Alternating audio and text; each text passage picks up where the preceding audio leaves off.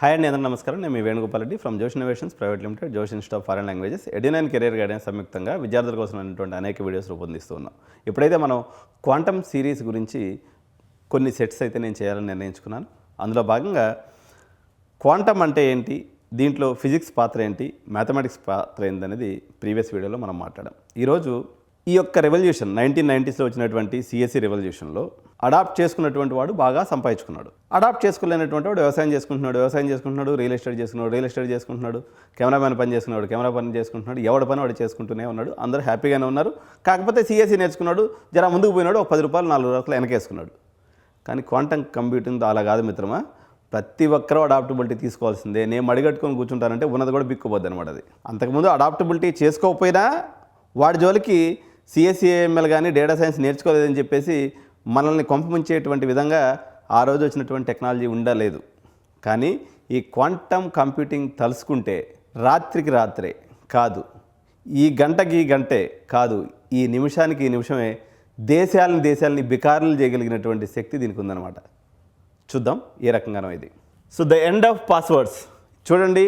ఇప్పుడు reserve bank of India అయినా, తెలంగాణ రాష్ట్ర ప్రభుత్వం అయినా, అదానీ అయినా, అంబానీ అయినా మొత్తం కూడా వాళ్ళకు ఉన్నటువంటి ప్రతి ప్రాపర్టీని డిజిటల్లో పెట్టుకొని ఉన్నారు. వేసుకొని గట్టిగా సైబర్ సెక్యూరిటీ వాళ్ళని పెట్టుకొని తాళాలు వేసుకొని గట్టిగా ఉన్నారనమాట. ఈ క్వాంటమ్ ఒకసారి కానీ వచ్చిందనుకో, ఎంత పెద్ద తాళం వేసి పెట్టుకున్నా సరే, అది అదానీదైనా సరే, అంబానీదైనా సరే, లేకపోతే ఆర్బీఐదైనా సరే, దన్నని ఒకసారి కొట్టిందంటే బద్దలు అయిపోయి తాళం ముక్కలు అయిపోద్ది అనమాట. దీని పవర్ అలాంటిది. చూద్దాం ఏం జరుగుతుందో. So what is Q day? The specific day when quantum computers become powerful enough to break the world's encryption. So encryption అంటే ఏంటంటే, ఆ యొక్క మనం ఏదైతే లాజిక్ రాస్తామో, కోడ్ రాస్తామో, అవతల వాళ్ళు దాన్ని ఛేదించలేని రకంగా పెట్టుకునేటువంటి దాన్ని ఎన్క్రిప్షన్ అంటారు. దాన్ని మళ్ళీ తిరిగి ఎవరైతే దానికి క్రాక్ చేయగలరో దాన్ని డిక్రిప్షన్ అంటారు. ఎన్క్రిప్షన్ అండ్ డిక్రిప్షన్ అనే పదాలు చాలా పురాణతమైనది. ఇది సైబర్ సెక్యూరిటీకి సంబంధించినటువంటి వాళ్ళందరికీ కూడా తెలుస్తాయి, లేదా బ్యాంకింగ్లో ఉన్నటువంటి వాళ్ళందరికీ కూడా తెలుస్తాయి అనమాట. సో ఆ రోజు వస్తుంది. క్యూడే అంటే క్వాంటమ్ డే అండి. ఈ క్యూడే వచ్చినటువంటి రోజు ప్రపంచంలో ఉన్నటువంటి ఏ ఎన్క్రిప్షన్ దీని ముందు నిలబడలేదు. సో ఈ రోజు అంటూ వస్తే మన పాస్వర్డ్స్ అన్నీ, ఇంక్లూడింగ్ మీ వాట్సాప్ దగ్గర నుంచి ఏది కూడా దీనికి డిక్రిప్షన్ చేయలేనటువంటి పాస్వర్డ్ అంటూ ఉండదు. క్వాంటమ్ కంప్యూటర్ ఏదైతే వాళ్ళ ఒక పవర్ఫుల్ కంప్యూటర్ కానీ తయారు చేయగలిగితే ఒక వ్యక్తి ప్రపంచంలో ఉన్నటువంటి అన్ని పాస్వర్డ్స్ని వాడు కొట్టుకోపోగలడు అనమాట. ఏముంది, ఒక రోజులో వాడు ధనికులు అయిపోతాడు, మిగిలిన వాళ్ళందరూ పేదవాళ్ళు అయిపోతారు. సో ఇది మనకు ఉదాహరణకి మన యొక్క సంపద అంతా కానీ మనం సేవ్ చేసుకున్నటువంటి బ్యాంకింగ్ సిస్టమ్ కుప్పగొలిపోతుంది. సో ప్రైవేట్ వాట్సాప్ చాట్స్ అన్నీ కూడా ఈ రకంగా బద్దలైపోతాయి. నేషనల్ డిఫెన్స్ సీక్రెట్స్ ఏదైతే ఉన్నాయో, ఒక దేశం యొక్క భద్రత అంతా కూడా ఆ దేశం యొక్క రక్షణ శాఖకు సంబంధించినటువంటి సీక్రెట్స్లో ఆధారపడి ఉంటుంది. అటువంటి సీక్రెట్స్ అన్నింటి కూడా శత్రువులు పట్టేసుకునేటువంటి అవకాశం ఉంది. It is not only in terms of India I'm talking across the scenario in the world. So nothing is safe. బ్యాంకులు, వాట్సాప్ మరియు రక్షణ రహస్యాలు ఏది కూడా సురక్షితం కాదు ఈ క్యూడే ముందు. Sounds like A movie, it is a real threat. ప్రపంచవ్యాప్తంగా ఉన్నటువంటి బ్యాంక్స్ మరియు గవర్నమెంట్స్ ఇప్పుడే దీని గురించినటువంటి భయపడతా ఉన్నాయన్నమాట. So quantum threat, government warning, encryption, apocalypse అనేటువంటి పదంగా దీన్ని చూస్తూ ఉన్నటువంటి పరిస్థితి. సో వల్నరబిలిటీ స్కేల్ ఎంతవరకు ఉంది అంటే, దీని యొక్క సిచ్యువేషన్ ఎంత తీవ్రంగా ఉందంటే, current encryption cannot survive the transition. So ఏ పరిస్థితిలో నువ్వు ఏ రకమైనటువంటి ఎగ్జిస్టింగ్ టెక్నాలజీని ఉపయోగించి ఈ యొక్క క్యూడే నుంచి వచ్చేటువంటి దాడిని నువ్వు రక్షించుకునేటువంటి అవకాశం లేదు, అన్లెస్ అదే డైమండ్తో నువ్వు దాన్ని కోస్తే తప్ప. అంటే మళ్ళీ ఆ క్వాంటమ్ను ఉపయోగించి నువ్వు ఎన్క్రిప్షన్ చేస్తే తప్ప మరి ఏ ఇతర విధాలుగా ఆ డేటాని సేవ్ చేసుకునేటువంటి పరిస్థితి లేదు. మన పాస్వర్డ్స్ క్వాంటమ్ కంప్యూటింగ్ ముందు ఒక చిన్న బొమ్మలాటగా అయిపోతుంది అనమాట. So current security RSA encryption అంటామండి. ప్రజెంట్ మనం వాడేటువంటి సెక్యూరిటీ ఏదైనా ఉంటుందో ఆర్ఎస్ఏ ఎన్క్రిప్షన్ వాడతాం. ఇది బేస్డ్ ఆన్ మ్యాథ్స్ యొక్క ప్రైమ్ ఫ్యాక్టరైజేషన్. మీకు ఇంటర్మీడియట్లో ఇది వచ్చి ఉంటుంది ఈ పదం. ప్రైమ్ ఫ్యాక్టరైజేషన్ అనేటువంటి ఒక మ్యాథమెటికల్ లాజిక్ ద్వారా ఇప్పుడున్నటువంటి ఈ ఎన్క్రిప్షన్ అంతా కూడా ఉంది. ఒక సాధారణ కంప్యూటర్ ఒక లాక్ని ఓపెన్ చేయడానికి 1000 ఏళ్ళు పడుతుంది. సో ఈ రకంగా ప్రైమ్ ఫ్యాక్టరైజేషన్ ద్వారా లాక్ చేయబడినటువంటి ఒక ఫైర్ వాల్ని లాక్ చేయాలన్నట్టు. చూడండి, ఈ బొమ్మ అనేది ఏంటంటే ఎక్కడో ఉంటుంది. అంటే ఇది ఎటు నుంచి ఎటుపోతే వాడు ఈ లాక్ను ఓపెన్ చేయగలటం అని తెలుసుకోవాలన్నట్లయితే ఒక కంప్యూటర్కి కొన్ని వందల వేల సంవత్సరాలు పడుతుంది. ఎందుకంటే ఎన్క్రిప్టెడ్ లాజిక్ అనేది ప్రైమ్ ఫ్యాక్టరైజేషన్. సో ప్రైమ్ ఫ్యాక్టర్ని కనుక్కోవడం అనేది అంత ఈజీ అయినటువంటి పని కాదు కంప్యూటర్కి. సో ద క్వాంటమ్ అడ్వాంటేజ్ 1000 సంవత్సరాల్లో చేయగలిగినటువంటి పని కరెంట్ ఎన్క్రిప్షన్ బ్రేక్ టైం వచ్చేసి 1000 years అనమాట. అంటే ఒక ప్రైమ్ ఫ్యాక్టరైజేషన్ ద్వారా కానీ ఒక ఎన్క్రిప్షన్ కానీ చేసినట్లయితే దాన్ని బ్రేక్ చేయడానికి అవసరమైనటువంటి టైం వచ్చేసి present 1000 years. So quantum computer దీన్ని 2 నుంచి 3 నిమిషాల్లో బ్రేక్ చేసేయగలదు. So maths versus physics. Quantum computers operate on physics laws, not on the maths logic. So prime factorization అనేది తర్వాత బులియన్ ఆల్జీబ్రా అనేది ఏదైతే మ్యాథ్స్ లాజిక్ ఉందో అది మ్యాథ్స్ లాజిక్ మీద పనిచేయదు. Quantum computers based on quantum mechanics, that is a physics law. So అందుకే 90% security systems అన్నీ కూడా ఈ 0 1s మీద ఏదైతే పనిచేస్తున్నాయో ఇవన్నీ కూడా పోతాయి. ఏంటి సొల్యూషన్ ఏంటి అనుకున్నట్లయితే పోస్ట్ క్వాంటమ్ క్రిప్టోగ్రఫీ ఈ సమస్యకు పరిష్కారం. ఇదే మీ పిల్లల యొక్క నెక్స్ట్ కెరియర్. ఇందాక మనం మాట్లాడుకున్నాం బీటెక్ ఇన్ క్వాంటమ్ ఇంజనీరింగ్ గురించి మాట్లాడుకున్నాం. ఇప్పుడు పీక్యూసీ అంటే పోస్ట్ క్వాంటమ్ క్రిప్టోగ్రఫీ అనేది ఇప్పుడు మామూలుగా మనం బీటెక్ సైబర్ సెక్యూరిటీ చదువుతున్నాం కదా. సో సైబర్ సెక్యూరిటీ అంటే ఏంది? ప్రైమ్ ఫ్యాక్టరైజేషన్ ఉపయోగించి ఎన్క్రిప్షన్ చేయడం, స్ట్రైట్గా మాట్లాడితే. ఇప్పుడు మీరు క్వాంటమ్ను ఉపయోగించి ఏదైతే క్రిప్టోగ్రఫీ కానీ రాయగలిగినట్లయితే ఆ వచ్చేటువంటి ఉపద్రవాన్ని తట్టుకోవచ్చు. కాబట్టి అన్ని ప్రభుత్వాలు మీరు గమనించండి, ఒక మాట చెప్తాను నేను. భారత ప్రభుత్వం ఇన్ని వచ్చినాయి. 1990లో సి వచ్చింది, దాని తర్వాత ఇంకో 10 ఏళ్ళకి జావా వచ్చింది, దాని తర్వాత ఇంకొన్ని ఏళ్ళకి పైథాన్ వచ్చింది, దాని తర్వాత డేటా సైన్స్ వచ్చింది, ఆ తర్వాత ప్రపంచం అంతా ఊగిపోయేటువంటి ఏఐ కూడా వచ్చింది. ఎప్పుడన్నా గవర్నమెంట్ దీని గురించి పట్టించుకుందా? కానీ క్వాంటంగా రాగానే ధనాధన ముందు క్యాబినెట్ మీటింగ్ పెట్టుకొని 6003 కోట్ల రూపాయలు ఇండియన్ గవర్నమెంట్ శాంక్షన్ చేసింది దీని యొక్క డెవలప్మెంట్ గురించి.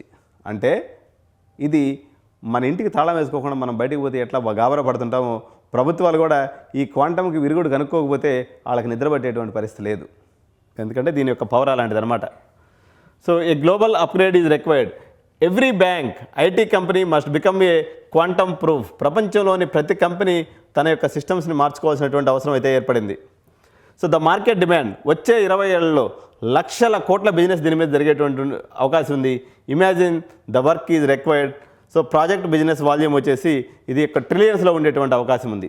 So CSC versus quantum security తీసుకున్నప్పుడు స్టాండర్డ్ సిఎస్సిలో చేంజింగ్ పాస్వర్డ్స్ అనేది చాలా ఈజీ. సో క్వాంటమ్ సెక్యూరిటీలో దీనికి వాడేటువంటి టెక్నాలజీ పేరు వచ్చేసి క్వాంటమ్ కీ డిస్ట్రిబ్యూషన్ అంటామండి. ఈ పద్ధతి ద్వారా ఎప్పుడైతే మనం ఒకసారి ఎన్క్రిప్షన్ చేస్తామో it is impossible to crack అని చెప్పేసి మనం చెప్తూ ఉన్నారు. సో ఇది కేవలం ఫైర్ వాల్ మార్చడం కాదు, ఇది హ్యాక్ చేయలేని కీస్ తయారు చేయడం లాంటిది అనమాట. సో ఇది గుర్తుపెట్టుకోవాలి. మీరు నార్మల్ సైబర్ సెక్యూరిటీ కన్నా క్వాంటమ్ సైబర్ సెక్యూరిటీ కన్నా నేర్చుకున్నట్లయితే సో ఇది ఫుల్ ప్రూఫ్ కెరియర్గా ఉంటుంది. The body guards of the digital world. వీళ్ళు లేకపోతే డిజిటల్ ప్రపంచం కుప్పకూలిపోతుంది. A critical role for banking and finance. So high demand, low supply, highly specialised experts అవసరం ఉంది. సో కంపెనీలని వీళ్ళని వదులుకోవడానికి ఇష్టపడవు కాబట్టి అటువంటి కోర్సుని మనం చేయాల్సినటువంటి అవసరం అయితే ఉంది. సో 40 నుంచి 50% హయ్యర్ శాలరీస్ ఉన్నాయి నార్మల్ సైబర్ సెక్యూరిటీ నేర్చుకున్న దానికన్నా. సగటున ఒక క్వాంటమ్ సెక్యూరిటీ నిపుణుడికి శాలరీ అనేది చాలా ఎక్కువగా ఉంటుంది. స్టాండర్డ్ సైబర్ సెక్యూరిటీ చేసిన వాడికి సో ఇంతమందిలో శాలరీ ఇవ్వట్లేదే క్వాంటమ్ సెక్యూరిటీ నేర్చుకున్నటువంటి వాడికి రెస్పెక్ట్ అనమాట. అంటే గోల్డ్ అంటే రెస్పెక్టే కదా, అందుకని గోల్డ్ కలర్ వేసాను. కాకపోతే ఇప్పుడు సిల్వర్ కలర్ కూడా బాగానే పెరిగింది. సో కానీ అది ఉంటుందో నిలబడదో చూడాలి, దాని తర్వాత చూద్దాం. సో ఇదైతే మంచి శాలరీస్ ఉంటాయండి. క్వాంటమ్ సెక్యూరిటీ గురించి సెకండ్ ఆపర్చునిటీ కింద తీసుకుందాము. మనం ఈరోజు డిఫరెంట్ ఆపర్చునిటీస్ని మనం డీల్ చేస్తున్నాం. ఫస్ట్ ఆపర్చునిటీగా నేను బీటెక్ ఇన్ క్వాంటమ్ ఇంజనీరింగ్ చెప్పాను, లేదా సెకండ్ ఆపర్చునిటీగా BTech in quantum cyber security అనే సబ్జెక్ట్ని మీ ముందు తీసుకొని వచ్చాను. So national service, protecting India's digital borders, దేశ సేవ చేసే అద్భుతమైనటువంటి అవకాశం వస్తుంది. ఇంత పెద్ద భారతదేశము మనల్ని మనం కాపాడుకోవాలి. ఎందుకంటే ఈరోజు ఏదో ఒక బుడ్డ దేశానికి ప్రమాదం వచ్చిందనుకో వాడికి పోయేదేం లేదు, వాడి దగ్గర నుంచి సంపద వచ్చేదేం లేదు. కాబట్టి ఈ క్వాంటమ్ సెక్యూరిటీ తెలుసుకున్నటువంటి ఏ రెడ్ హ్యాకర్ అయినా, అంటే దుర్మార్గపు ఆలోచన ఫస్ట్ పడేటువంటి దేశం ఏంటంటే భారతదేశం. భారతదేశం సున్నితంగా ఉంటుంది. భారతదేశ ప్రజల దగ్గర విపరీతమైనటువంటి మిడిల్ క్లాస్లో సంపద ఉంది కాబట్టి మన సంపదను దోచుకునేటువంటి ప్రయత్నం చేస్తారు. కాబట్టి మన భరతమాత సేవ చేయడం మనకి ఇంపార్టెంట్, మన యొక్క ప్రొటెక్షన్ మనం చూసుకోవడం ఇంపార్టెంట్. కాబట్టి తక్షణమే మనం అందరం కూడా క్వాంటమ్ ఇంజనీర్స్గా, సైబర్ సెక్యూరిటీ క్వాంటమ్ ఇంజనీర్స్గా తయారు కావాల్సినటువంటి అవసరం ఉంది. సో ఆలోచన విధానాన్ని మార్పు చేసుకోవాల్సినటువంటి అవసరం అయితే ఉంది. Beyond corporate, securing defence secrets and government data. మన దేశపు రక్షణ రహస్యాలను కాపాడేది వీళ్ళే కాబట్టి సో ఇటువంటి సబ్జెక్ట్ని ఎంచుకోవాల్సినటువంటి ఉంది. New identity, from software engineer to digital protector. మీ పిల్లల్ని కేవలం ఇంజనీర్గా కాదు, ఒక రక్షకుడుగా మార్చవలసినటువంటి అవసరం తల్లిదండ్రుల ముందు ఉంది. The physics era of security has changed. The revolution is happening. మీ పిల్లల ఈ విప్లవంలో భాగం అవ్వాలని కోరుకున్నట్లయితే సో ఫిజిక్స్ దాని మీద ఇంట్రెస్ట్ ఉన్నటువంటి విద్యార్థులందరూ దీనికి రావాలన్నటువంటిది. ఒకప్పుడు ఫిజిక్స్ అనేది డెడ్ అయిపోయినటువంటి సబ్జెక్ట్స్. పర్టికులర్గా నెక్స్ట్ జనరేషన్ కాలేజెస్ అని పెట్టుకున్నటువంటి చాలామంది ఫిజిక్స్ అండి అదేం పనిచేయదండి, అయిపోయింది నాన్న, ఆ మాట కాలం చెల్లింది. ఈరోజు మ్యాథమెటిక్స్ డ్రివెన్గా ఉన్నటువంటి స్టెమ్ కోర్సెస్ అన్నీ కూడా ఏకదమ్మున ఫిజిక్స్కి తిరిగేటువంటి సిచ్యువేషన్ వచ్చేసింది. అప్లైడ్ ఫిజిక్స్ మ్యాథమెటిక్స్ని డామినేట్ చేసినటువంటి పరిస్థితి అయితే ఉంది. అట్టని చెప్పి లీనియర్ ఆల్జిబ్రా లాంటి కొన్ని సబ్జెక్ట్స్ ద్వారా మ్యాథ్స్ బతికే ఉంటుంది. కానీ but primary logic or high value logic ఏదైతే ఉంటుందో సో ఈ shifted from mathematics to applied physics. So మీకు ఇటువంటి అద్భుతమైనటువంటి లాజిక్తో కూడుకున్నటువంటి ఆలోచన కలిగినటువంటి సలహాలు, అదేవిధంగా ఫూల్ ప్రూఫ్ కెరియర్స్ని మీరు ఎంచుకోదలుచుకున్నట్లయితే సరైనటువంటి మెంటర్ అవసరం కూడా ఉంది. ఎడ్యునైన్ మీకు ఈ విషయంలో ఎప్పుడూ తోడుగా ఉంటుంది. సో మా టీంని కానీ కాంటాక్ట్ అయినట్లయితే ఫర్దర్గా మీరు ఏ రకమైనటువంటి ప్రాసెస్ తీసుకోవాలి, ఏ రకంగా దీనికి సంబంధించినటువంటి మేము క్వాంటమ్ ఇంజనీరింగ్ ఒకటే గురించి చెప్పట్లేదు. ఇట్లా ప్రపంచంలో అన్ని డివిజన్స్కి కొత్తమైనటువంటి విధానాలు వస్తూ ఉన్నాయి, కొత్తమైనటువంటి మార్పులు జరుగుతూ ఉన్నాయి.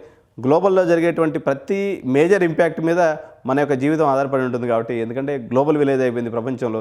ఏ మూల ఎవడ తుమ్మినా తగ్గినా దాని ఇంపాక్ట్ మన దేశం మీద కూడా ఉంటుంది. అట్ ది సేమ్ టైం మన ఎడ్యుకేషన్ సిస్టమ్ మీద కూడా ఉంటుంది. అట్ ది సేమ్ టైం మీ ఉద్యోగం మీద కూడా ఉంటుంది. కాబట్టి సో ఎక్కడ మీ యొక్క కెరియర్ని ప్లాన్ చేసుకునేటప్పుడు సరైనటువంటి మెంటర్ని ఎంచుకోవడం కూడా ఇంపార్టెంట్. సో మీకు మెంటర్గా ఉండడానికి మాకు ఉన్నటువంటి అనుభవంతో సర్వీసెస్ ఇవ్వడానికి సదా మేము సిద్ధంగా ఉంటామని తెలియజేసుకుంటూ ఈ వీడియో మీకు నచ్చినట్లయితే సబ్స్క్రైబ్ చేయండి, లైక్ చేయండి, అదేవిధంగా మీ ఫ్రెండ్స్ అందరూ కూడా షేర్ చేయండి. Thank you so much. జై హింద్, జై భారత్.